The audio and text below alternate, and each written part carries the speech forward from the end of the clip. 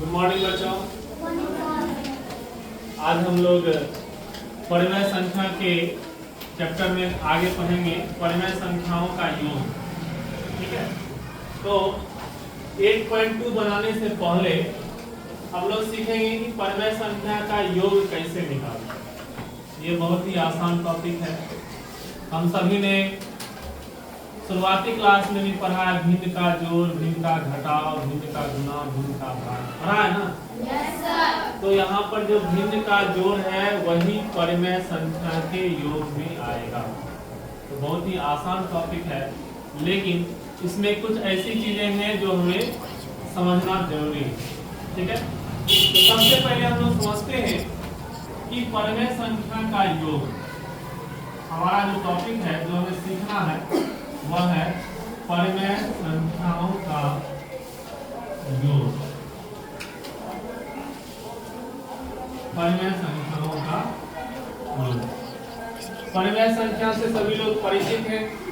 हमने पिछले क्लास में पढ़ा दिया, परिमेय संख्या वैसी संख्या जिसे p/q के रूप में लिखा जा सकता हो तथा जहां q is not equal to 0, यानी q 0 के बराबर नहीं होगा, वैसी संख्या को हम लोग क्या बोलेंगे? परिमेय संख्या।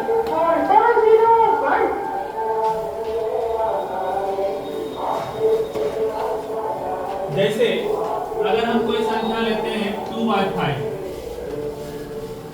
2/5 बताइए कैसा संख्या होगा? परिमेय संख्या, क्योंकि हम इसे p/q के रूप में लिख सकते हैं। और अगर हम योग का मतलब होता है जोड़, अगर हम इसमें प्लस करें और कोई दूसरा परिमेय संख्या ले लेते हैं, मान लीजिए सपोज हमने ले लिया 6/5, 6/5, तो 6/5 भी हमारा कैसा संख्या है? इसका मतलब है कि दो परिमेय संख्या को हम आपस में जोड़ रहे हैं, दो परिमेय संख्या को हम आपस में जोड़ रहे हैं।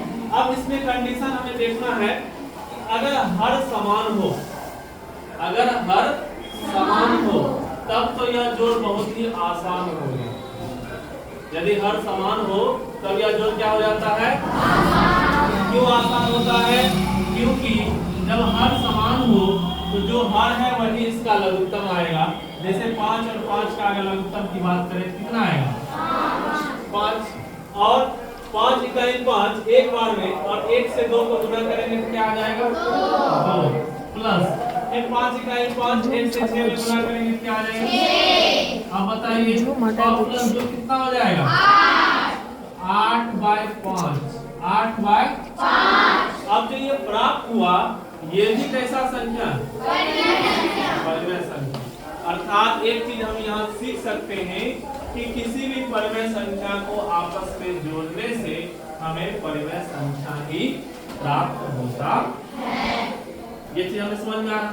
ठीक है, तो ये पहला एग्जांपल हो, ये हम लोग फर्स्ट एग्जांपल लेते हैं, एग्जांपल नंबर 1, जिसमें कि हर समान है। लेकिन एक ऐसा कंडीशन हम लोग देखेंगे अभी जिसमें हर समान नहीं है ना, उस कंडीशन में हम लोग क्वेश्चन को कैसे बनाएंगे। सपोज हम एक दूसरा उदाहरण लेते हैं जिसमें हम लोग हर अलग अलग लेते हैं। मान लेते हैं एक है 1/4, 1/4 हमारा कैसा संख्या? परिमेय संख्या। और एक दूसरा हम लोग ले लेते हैं 2/5। अब हमें इसको जोड़ना, ठीक है, अब हमें इसको जोड़ना। इस कंडीशन में जैसे यहाँ 5 और 5 को हमने 5 ले लिया था, क्या 4 और 5 को ऐसा कुछ ले सकते हैं? नहीं ले सकते। तो क्या करना होगा? गुना करना होगा, लघुत्तम निकालना होगा। गुना से अच्छा बोलिए क्या निकालना होगा? लघुत्तम। तो 4 और 5 का लघुत्तम जब निकालेंगे, क्योंकि ये दोनों एक दूसरे से भाग नहीं लगेगा, तो इसका मतलब है कि दोनों को हम गुना कर देंगे। तो 4 पंचे 20, तो इसका लघुत्तम क्या आ जाएगा? 20। अब बताइए 4 से 20 कितना बार में आएगा? 5। और 5 को 1 से गुना करेंगे तो क्या आएगा? 5 प्लस, अब बताइए 5 से 20 कितना बार में आएगा? 4 को 2 से गुना करेंगे तो क्या आएगा? 8। तो बताइए 8 और 5 को जोड़ेंगे तो क्या आ जाएगा? 1। और बट्टा क्या आ जाएगा? 20। तो बताइए आंसर क्या आ गया? 13/20 कैसा संख्या? तो हम यहाँ भी क्या देख रहे हैं कि जब दो परिमेय संख्याओं को आपस में हम जोड़ रहे हैं तो हमें जो उत्पाद बन रहा है, जो हमारा रिजल्ट आ रहा है, वो अभी कैसा संख्या है? बात समझ में आ रहा है? कोई दिक्कत?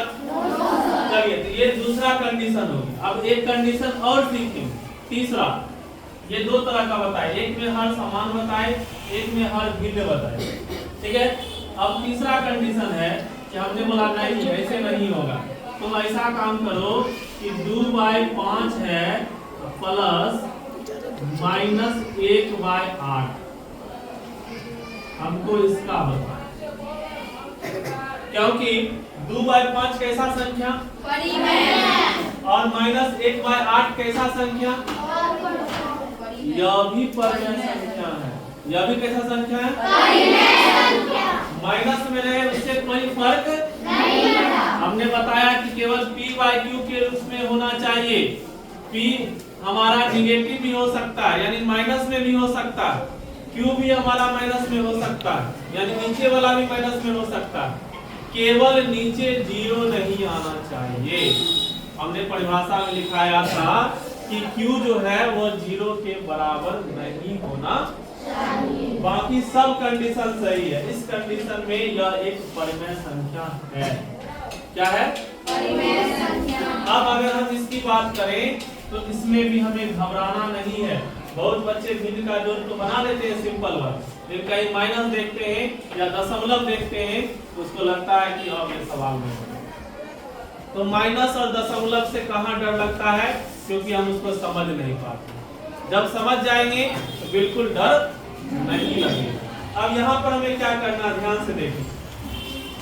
5 और 8 जैसा काम यहाँ कर रहे थे वही काम यहाँ भी करना है। 5 और 8 का हम लोग लघुत्तम निकालेंगे। 5 और 8 का लघुत्तम आ जाएगा 8 पंचे 40 इसका लघुत्तम, ठीक है। अब देखिए 5 से 40 कितना बार में आएगा? और 8 को 2 से गुना करेंगे तो कितना आएगा? 16 लिख दें। बोलो, कोई दिक्कत? यहाँ प्लस का चिन्ह प्लस दे दें, फिर ब्रैकेट है तो आप ब्रैकेट लिखिए, जैसा यहाँ है वैसा काम करेंगे। ब्रैकेट है, ब्रैकेट लिखेंगे। अब देखो 8 से 40 कितना बार में आएगा? 5 को तुम किससे गुना करोगे? 1 से कि -1 से? बस यही बात ध्यान देना, क्योंकि यहाँ 1 नहीं है बल्कि क्या है? तो जो 5 आया उसको हम लोग 1 से नहीं बल्कि किससे गुना करेंगे? तो 5 को जब -1 में गुना करेंगे तो वो आएगा -5। क्या आएगा? -5। ये बात आपको ध्यान देना है कि अगर कोई संख्या प्लस में रहे और हम उसको किसी माइनस वाला संख्या से गुना करेंगे तो आंसर किसमें आएगा? माइनस। आंसर किसमें आएगा? माइनस में। क्योंकि ये फॉर्मूला होता है प्लस गुना माइनस बराबर माइनस। प्लस को अगर माइनस वाला से गुना करेंगे तो हमारा आंसर किसमें आएगा? माइनस में। अगर हम ये बोले कि माइनस गुना माइनस करेंगे तो क्या आएगा? 2 को माइनस वाला को एक साथ गुना करेंगे तो किसमें आ जाएगा? प्लस में आ जाएगा। अगर हम ये बोले कि पहला माइनस में है और दूसरा प्लस में है तो ये किसमें आएगा? माइनस में। इससे कोई फर्क नहीं पड़ेगा कि पहले माइनस आए चाहे बाद में माइनस आए। बस इतना याद रखिए कि अगर एक प्लस वाले से दूसरा माइनस वाले को गुना करेंगे तो हमारा उत्तर माइनस में आएगा। हमारा उत्तर किसमें आएगा? माइनस में। 2 माइनस वाले को एक साथ गुना करेंगे तो किसमें आएगा उत्तर? प्लस में। अगर 2 प्लस वाले को एक साथ गुना करेंगे तो क्या आएगा उत्तर? प्लस में। नहीं, इसे 5 को 4 से गुना किए 5 के 20 और 4 को -8 से गुना किए तो 4 8 32। 32 प्लस में कि माइनस में? माइनस में, क्योंकि -8 से गुना कर एक माइनस वाला निकल गया, एक प्लस है एक माइनस निकले तो आंसर किसमें आएगा? माइनस।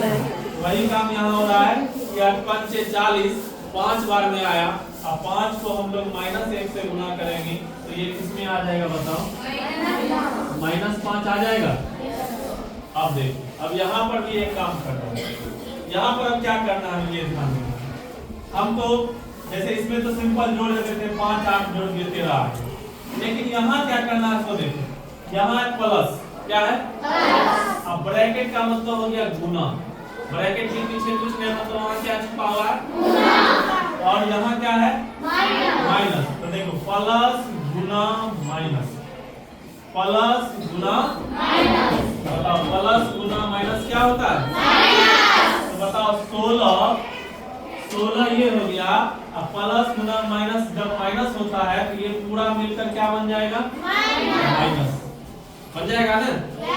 ये प्लस और गुना माइनस मिलकर बनता है माइनस, इसका मतलब तीनों मिलकर क्या बन जाएगा माइनस। और फिर क्या है 5, फिर क्या है 5, अब बट्टा में क्या है 40। बताओ 16 में से 5 गया 11, बट्टा में कितना 40, आंसर क्या आ गया 40।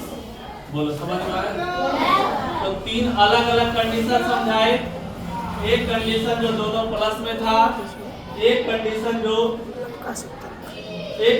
था जिसमें हर समान था, एक कंडीशन जो निकला उसमें हर अलग अलग है, और जो तीसरा कंडीशन बना उसमें एक परिमेय संख्या धनात्मक है और दूसरा परिमेय संख्या ऋणात्मक। बताइए तीनों प्रकार का समझ में आ गया? Yes sir. बोलो सबको समझ में आ गया? Yes sir. कोई दिक्कत है भी? नहीं सर। इसको जल्दी लिखो। अरे सत्यम इसमें क्या है? सत्यम सत्यम सत्यम सत्यम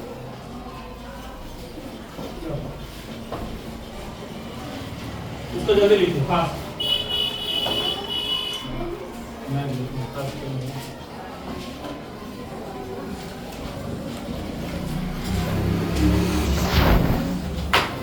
पॉज कर सकते, पॉज कर